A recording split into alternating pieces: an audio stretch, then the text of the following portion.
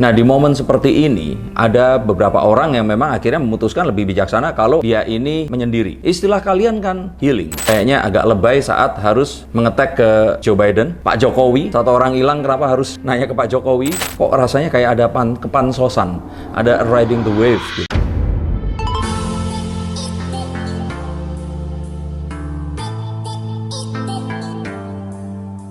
Halo Sensikers, kembali berjumpa bersama saya Denny Darko. Tidak ada yang namanya misteri, yang ada adalah tanda-tanda yang kita semua coba untuk mengerti. Saya akhirnya di tag. Kalau sebelumnya yang di tag cuman Denny yang satu lagi, Denny Sumargo. Tak ketinggalan juga Deddy Corbuzier, Pak Jokowi, dan Joe Biden di tag karena Marsyanda hilang. Yang saya nggak tahu apa hubungannya, apa hubungannya di sini. Tapi akhirnya saya di sini diminta untuk membacakan apa yang sebenarnya terjadi. Karena dikabarkan hilang, ternyata enggak. Terus semua orang bertanya-tanya, apa ini settingan? Nah, kita akan coba lihat langsung menggunakan kartu saya untuk membongkar apa yang sebenarnya terjadi. Hari Senin kemarin kita dibikin terkejut dengan hilangnya Marsyanda. Ini dibagikan pertama kali oleh seseorang yang mengaku sebagai sahabatnya yang bernama Sheila. Marsyanda yang memang mengidap bipolar dan sikapnya yang belakangan ini beberapa kali membicarakan tentang kematian jelas membuat banyak sekali orang cemas. Tapi kemudian ada klarifikasi dari pihak keluarga yang menyatakan bahwa Marsyanda ini sebenarnya tidak hilang. Lalu yang benar ini yang mana? Yuk kita lihat dari kartu yang pertama. Dari The Nine of Cups kita akan tahu bahwa perasaan bertemu perasaan, membicarakan perasaan. Temannya ini mengatakan bahwa Marsyanda ini tidak bisa dihubungi dan ditakutkan hilang. Padahal pada kenyataannya yang terlihat di sini adalah memang betul dia menghilang, tapi menghilang dari cuma beberapa orang saja. Maksudnya gimana hilang di beberapa orang saja? Seperti kita ketahui, sekarang ini zamannya sosial media.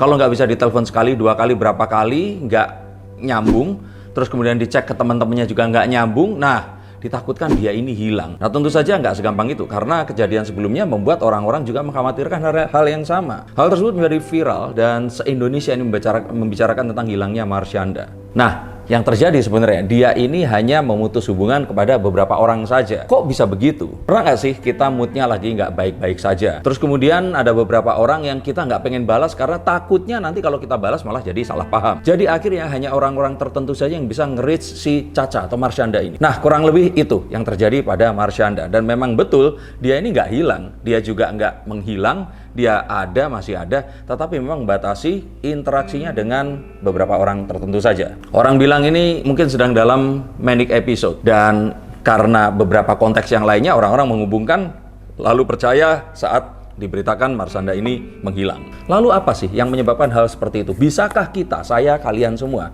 menjadi atau mengidap hal yang sama? Kalau diibaratkan kepala itu seperti sebuah tempat penyimpanan, ini kayaknya harddisknya itu sudah penuh, udah full. Ini nggak beraturan isinya. Selain memang karena bipolar yang dia idap, tekanan bahwa dia harus menghadapi tumor ini berbeda ya dengan bipolar yang ini tadi. Dan ini medis, klinis di sini. Tentu saja pasti menambah list yang membuat dia ini semakin stres. Nah, di momen seperti ini ada beberapa orang yang memang akhirnya memutuskan lebih bijaksana kalau dia ini menyendiri. Istilah kalian kan sebutannya healing. Menenangkan diri, jauh dari siapapun, apapun, memutus hubungan untuk sementara, dan memutus komunikasi untuk sementara waktu. Dia pun hanya mengabarkan ke beberapa orang saja agar tidak terjadi kepanikan. Jadi apa kabar ya Marsyanda saat mendapati seluruh Indonesia ini mencemaskan ke kondisi atau keadaannya yang dianggap hilang ini tadi? Apakah dia malah tambah stres karena kejadian ini? Tapi yuk kita akan lihat dari apa yang akan ada dari kartu si Sheila ini tadi. Apa yang disampaikan Sheila ini bukan sebuah kebohongan, karena memang kenyataannya seperti itu.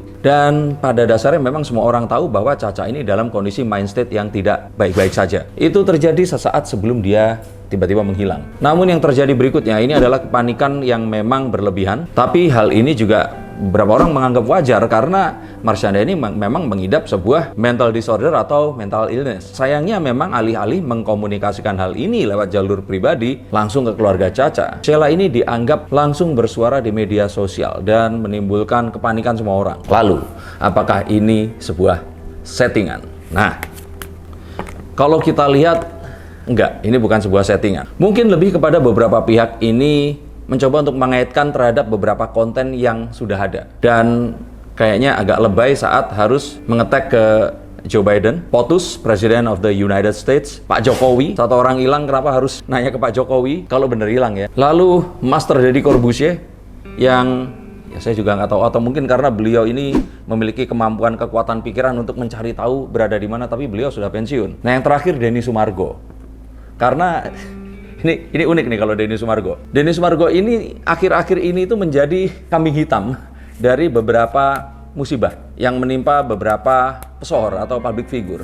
Nah, tapi kita akan tahu bahwa sebenarnya nggak ada hubungannya sama sekali dengan hal itu. Itu hanyalah cocok logi orang-orang di Indonesia yang memang demenannya seperti itu. Dan curiganya dengan menyebut semua orang ini tadi malah kok rasanya kayak ada kepansosan, ada riding the wave gitu. Karena ada yang promo tentang konten sosial medianya. Dan kayaknya nge-tag mereka semua ini apakah memang biar videonya menjadi viral, saya kurang tahu, tetapi hal ini sangat disayangkan. Karena akhirnya kegaduhan ini memang tidak terbukti seperti yang ditakutkan. Tapi kemudian apa? Klarifikasi dari keluarga. Yang kita lihat klarifikasi dari keluarga ini sangat-sangat limit dan sedikit sekali. Dan kalau saya bilang ini adalah just the tip of the iceberg. Jadi apa yang terjadi itu lebih besar, lebih serius daripada yang sebenarnya. Ada yang memang ditutupi di sini dan itu sebuah hal yang wajar. Masa iya aib orang kita bongkar-bongkar? Kondisi kesehatan seseorang itu adalah konsumsi dia dan keluarganya. Dan saya rasa ini satu move yang bijaksana. Keluarga ini memutuskan untuk tidak membicarakan banyak hal yang tidak perlu untuk dibicarakan dan dibagikan ke khalayak umum. Dan memang hal privasi seperti ini sebaiknya coba untuk di-keep dulu. Karena kebanyakan kita di zaman seperti ini segala-gala itu di-upload dan dibagikan di sosial media. Kita tidak berpikir apa yang akan terjadi dan difikirkan orang yang melihat konten itu, tapi tidak mendapatkan informasi yang seutuhnya. Pikirkan hal itu. Tapi apapun yang diputuskan oleh kondisi keluarganya ini tadi, kita akan tahu bahwa walaupun Caca dalam kondisi yang belum sepenuhnya pulih, kita akan tahu dia ini ada di tangan yang tepat keluarganya dan baik-baik saja kalau dibandingkan dengan perkiraan kita yang mengira dia ini hilang. Caca sudah dalam keadaan aman dan rencananya akan dipulangkan ke Indonesia bersama dengan keluarganya. Dan saya pikir ini adalah cara yang paling tepat dan bisa diambil untuk saat ini, terbaik untuk semuanya. Dan paling penting adalah sebisa mungkin seseorang dengan sebuah mental condition ini selalu dekat dan diawasi oleh keluarga terdekatnya. Dan pengawasan ini tidak hanya pengawasan yang sifatnya itu temporer, tapi pengawasan yang juga menyeluruh tentang fisik, psikis, dan juga kondisi medis dari yang bersangkutan. Istilahnya harus terus dimonitoring. Dan yang penting di sini, itu semua harus dilakukan tanpa henti terlebih dahulu. Lalu apa yang dirasakan oleh Marsyanda atau Caca? Saya pikir dia saat ini bahkan tidak mengerti kondisinya diri sendiri atau apapun yang ada di sekitarnya. Dia ini seperti di sebuah persimpangan jalan.